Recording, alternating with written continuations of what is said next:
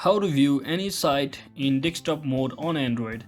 So hello guys, welcome back to my YouTube channel. If you're also wondering how to view any site in desktop mode on Android, then you are in the right video. So first thing, just head over to any of your browser and search in for, let's say I want to view youtube.com in my desktop mode. So what you can do is, as you can see, it's being shown to me as an Android mode. It's a mobile version of YouTube. So to open this as in desktop mode, what you can do is just tap on this three dot icon at the top right corner and then just select this desktop site option over here. So once you select it, it should be opened as a desktop site as you view on your PC or laptop.